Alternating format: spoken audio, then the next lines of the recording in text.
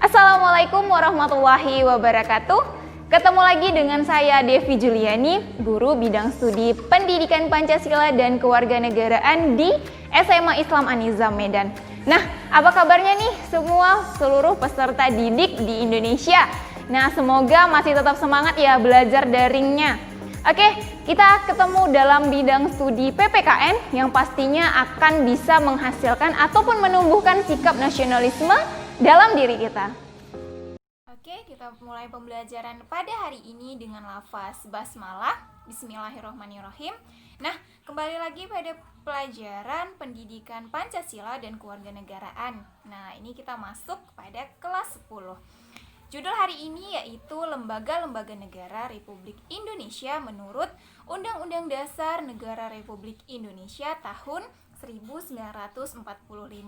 Nah, nanti kita akan membahas kira-kira lembaga-lembaga negara apa saja sih menurut Undang-Undang Dasar yang ada di Indonesia. Seperti itu. Oke, kita lanjut. Nah, jadi sebagai pengantar nih, Undang-Undang Dasar Negara Republik Indonesia tahun 1945 sebagai konstitusi Indonesia itu mengatur keberadaan lembaga-lembaga negara. Nah, mulai dari tugas, kemudian fungsi, wewenang, sampai pada susunan dan kedudukannya. Nah, kesemua ini diatur dalam Undang-Undang Dasar Negara Republik Indonesia. Nah, aturan dalam konstitusi ini dijabarkan oleh undang-undang. Nah, di mana yang pertama, dalam Undang-Undang Nomor 42 Tahun 2014 tentang MPR, DPR, DPD, dan DPRD. Nah, itu yang pertama. Kemudian yang kedua dalam Undang-Undang Nomor 3 Tahun 2009 tentang Mahkamah Agung. Nah, jadi setiap undang-undangnya ini dia berbeda-beda isinya. Nah, lalu yang ketiga, Undang-Undang Nomor 4 Tahun 2014 tentang Mahkamah Konstitusi. Yang keempat, Undang-Undang Nomor 18 Tahun 2011 tentang Komisi Yudisial. Dan yang terakhir itu Undang-Undang Nomor 15 Tahun 2004 tentang BPK. Nah, BPK ini adalah Badan Pengawas Keuangan. Nah, ini adalah kelima undang-undang yang mengatur ataupun yang menjabarkan lembaga-lembaga negara, mulai dari tugasnya tadi, kemudian fungsi, wewenang, dan susunan kedudukannya. Oke, kita lanjut. Nah, seperti di video pembelajaran sebelumnya, kita sudah membahas tentang kekuatan suprastruktural politik di Indonesia. Nah, apa-apa saja yang termasuk ke dalam suprastruktur politik tersebut, ya kan? Nah, jadi kekuatan suprastruktur politik yang tergolong ke dalam Lembaga Tinggi Negara Indonesia adalah sebagai berikut. Nah, jadi sedikitnya terdapat 8 lembaga pokok ataupun lembaga yang utama yang terdapat di Indonesia. Di mana yang pertama yaitu MPR, Majelis Permusyawaratan Rakyat. Kemudian yang kedua ada DPR yaitu Dewan Perwakilan Rakyat. Kemudian yang ketiga ada DPD, Dewan Perwakilan Daerah. Nah, yang keempat Presiden dan Wakil Presiden. Yang kelima Mahkamah Agung. Lalu yang keenam Mahkamah Konstitusi. Ketujuh ada Komisi Yudisial. Dan yang terakhir yaitu Badan Pemeriksa Keuangan. Nah, ini adalah 8 lembaga tinggi negara di Indonesia. Nah, kita akan lihat bagaimana nanti tugas-tugas mereka, kemudian fungsi mereka yang memang terjabarkan pada undang-undang yang tadi sudah disebutkan sebelumnya. Nah, namun sebelum ke sana kita lihat dulu, ini adalah skema dari lembaga-lembaga dalam sistem ketatanegaraan Indonesia. Nah, seperti yang tadi sudah kita sebutkan ada BPK. Ini dia, Badan Pemeriksa Keuangan, kemudian ada sejajar dengan Presiden, ada DPR, kemudian MPR, DPD, ada MA, ada MK, Mahkamah Agung, Mahkamah Konstitusi, dan KY, yaitu Komisi Yudisial.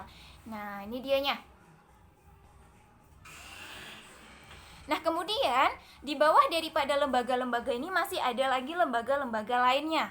Nah, ya kan, ada seperti BPK itu ada perwakilan BPK, kemudian presiden, di bawahnya ada pemerintahan provinsi ataupun daerah seperti itu ya kan. Lalu begitu juga dengan MA, MK. Nah, namun khusus di video pembelajaran kali ini kita hanya akan membahas ke-8 dari lembaga tinggi negara tadi. Oke, kita masuk kepada yang pertama, yaitu Majelis Permusyawaratan Rakyat atau MPR. Nah, jadi anggota MPR terdiri dari ada 2 nih.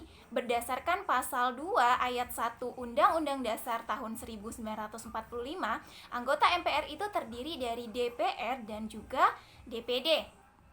Nah, kemudian anggota MPR itu berjumlah sebanyak 550 anggota dan DPD berjumlah sebanyak 4 kali jumlah provinsi anggota DPD.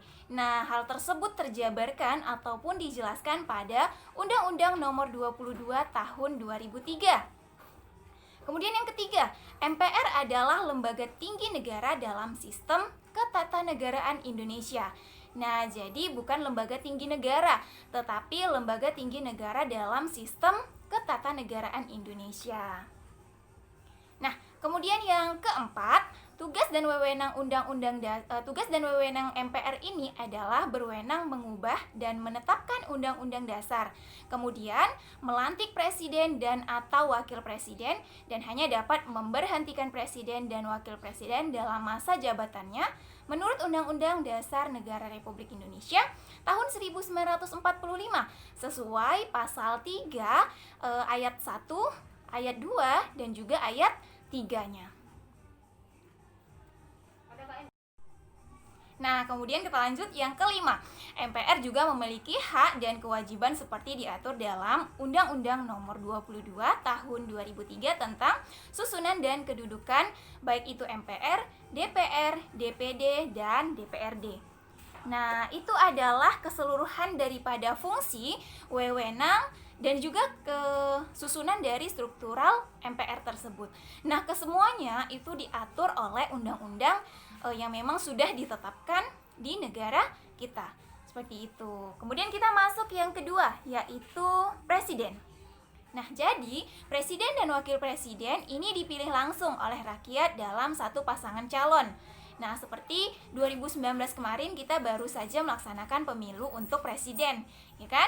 Nah, ini diatur dalam pasal 6A ayat 1 Undang-Undang Dasar Negara Republik Indonesia tahun 1945. Nah, kemudian yang kedua, syarat menjadi presiden itu diatur lebih lanjut dalam Undang-Undang Dasar Negara Republik Indonesia tahun 1945 pasal 6 ayat 2 Undang-Undang Dasar Negara Republik Indonesia tahun 1945. Nah, yang ketiga, kekuasaan presiden menurut Undang-Undang Dasar Negara Republik Indonesia ada banyak. Nah, sedikitnya lebih dari 10 ya kekuasaan presiden. Nah, namun di sini hanya saya jabarkan hanya ada 5. Nah, selebihnya mungkin nanti bisa cari sendiri kan, karena memang banyak kekuasaan dari presiden ini. Yang pertama, membuat undang-undang bersama DPR. Nah, hal tersebut termuat dalam pasal 5 ayat 1 dan pasal 20. Kemudian yang kedua, menetapkan peraturan pemerintah. Nah, itu pasal 5 ayat 2. Lalu memegang kekuasaan tertinggi atas angkatan darat, angkatan laut, dan udara. Tersebut termuat dalam pasal 10.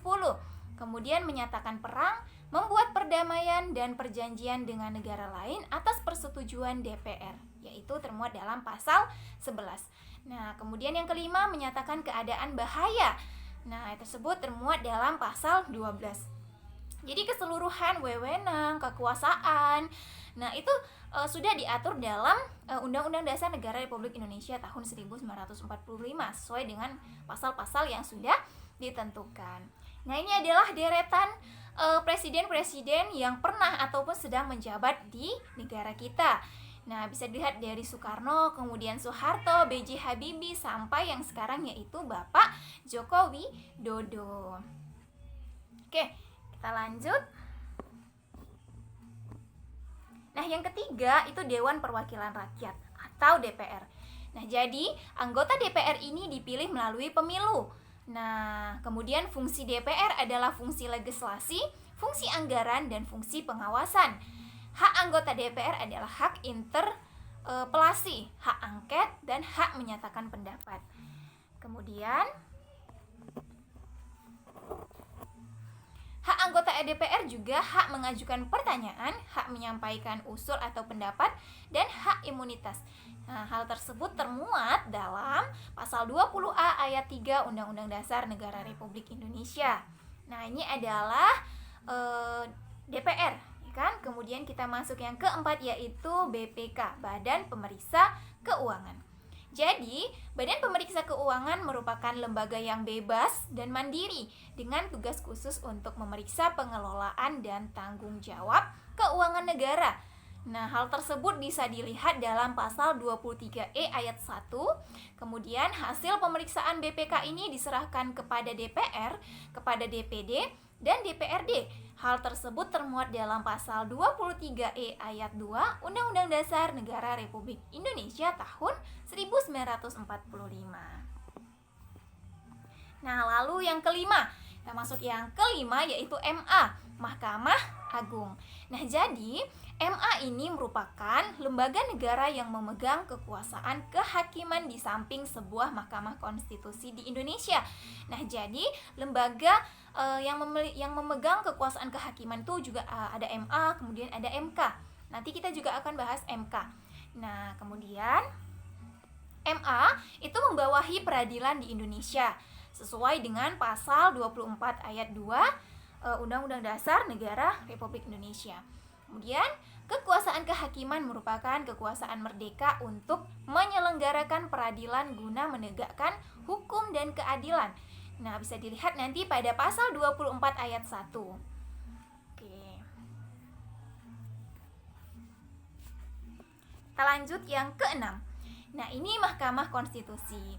Jadi, wewenang Mahkamah Konstitusi sedikitnya terdapat ada 5, di mana yang pertama, mengadili pada tingkat pertama dan terakhir undang-undang terhadap Undang-Undang Dasar Negara Republik Indonesia tahun 1945. Lalu yang kedua, memutus sengketa kewenangan lembaga negara yang kewenangannya diberikan oleh Undang-Undang Dasar Negara Republik Indonesia. Lalu yang ketiga, memutuskan pembubaran partai politik.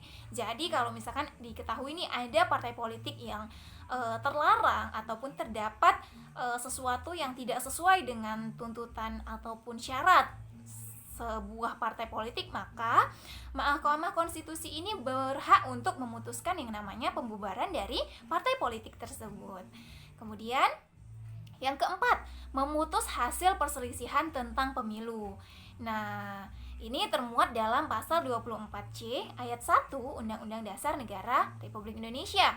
Kemudian yang kelima, memberikan putusan atas pendapat DPR mengenai pelanggaran presiden dan atau wakil presiden menurut Undang-Undang Dasar. Lalu, Mahkamah Konstitusi itu beranggotakan 9 orang, di mana ke-9-nya itu berasal dari 3 anggota diajukan oleh MA, Mahkamah Agung, 3 anggota diajukan oleh DPR, Dewan Perwakilan Rakyat, dan 3 anggotanya lagi diajukan oleh Presiden. Nah, itu adalah jadi totalnya ada 9. Kemudian yang ketujuh,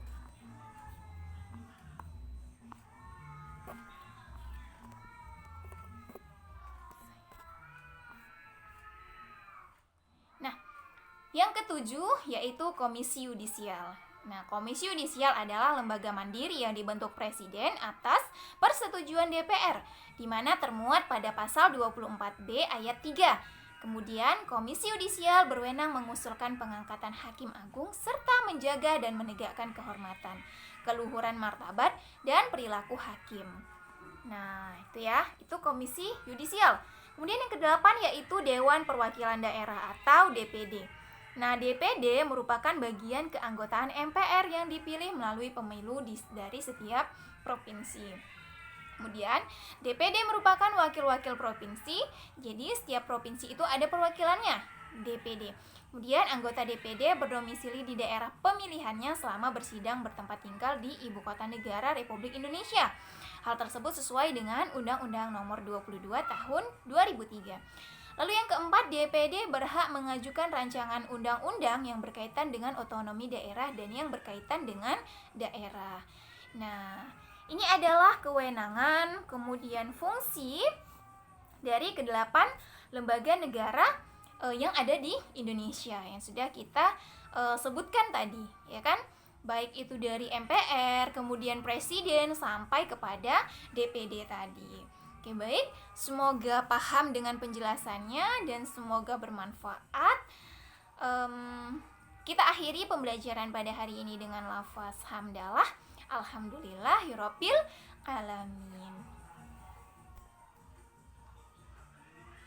Demikian video pembelajaran kita hari ini. Sampai jumpa pada video-video pembelajaran selanjutnya. Dan jangan lupa, kalau video pembelajaran ini bermanfaat untuk kamu, silahkan di like, komen, dan juga share video ini.